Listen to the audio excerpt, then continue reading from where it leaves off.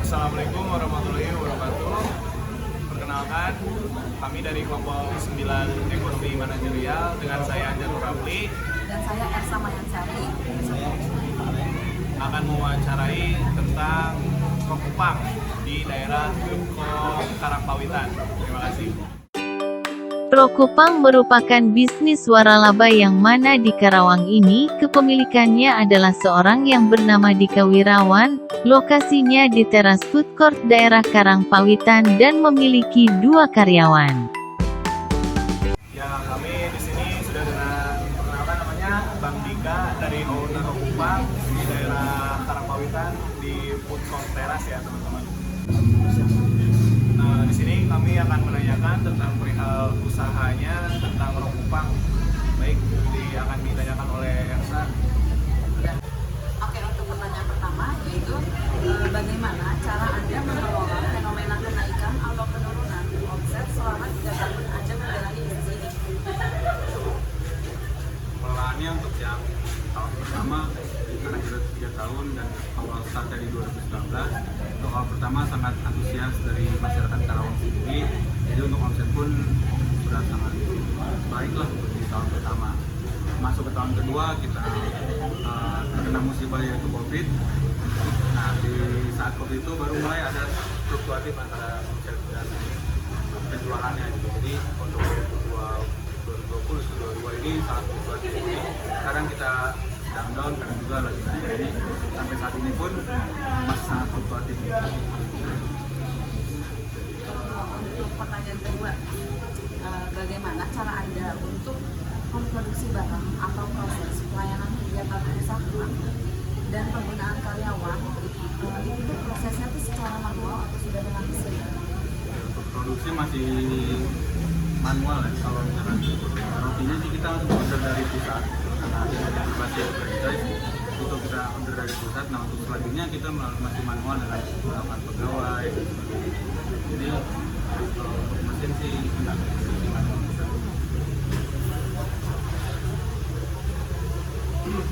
Baik.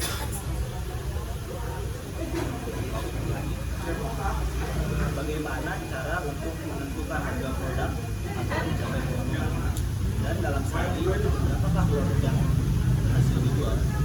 Kalau untuk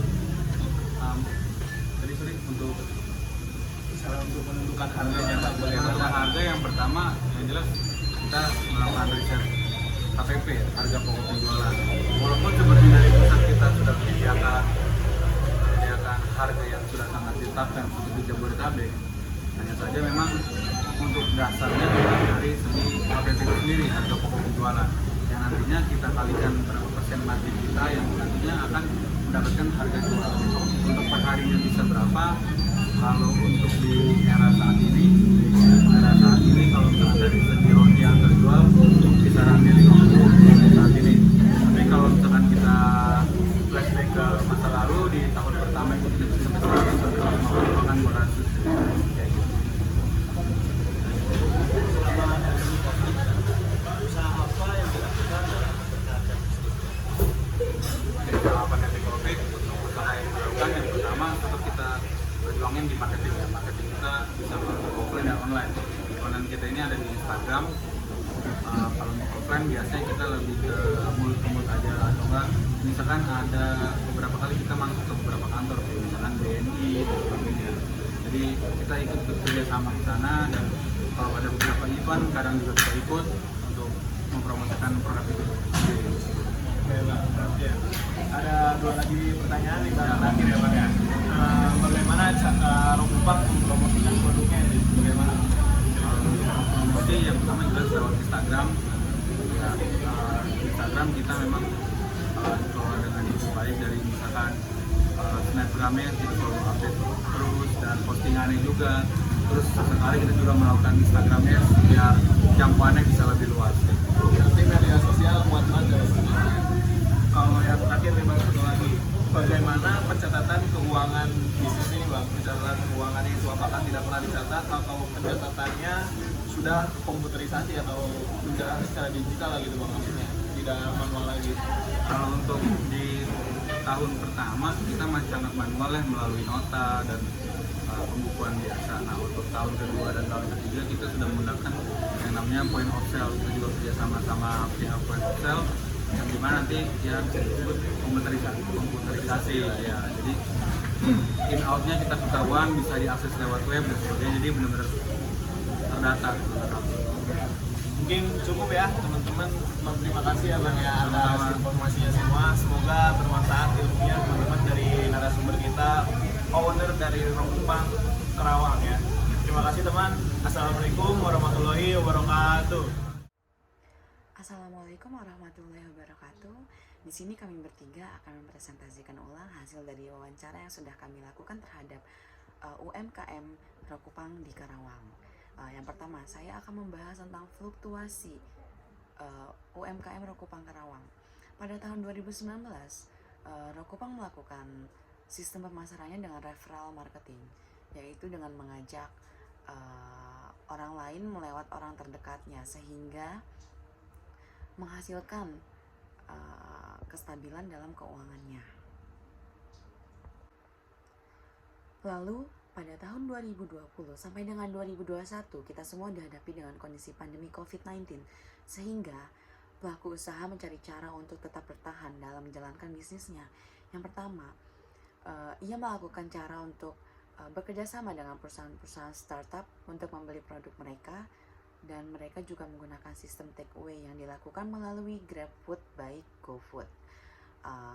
Dengan kedua cara ini juga tidak membuat fluktuasi menjadi normal, sehingga pelaku usaha melakukan cara lagi dengan cara gencar promosi di media sosial dan menggunakan influencer sebagai wadah promosi usaha mereka untuk diketahui oleh banyak masyarakat lainnya.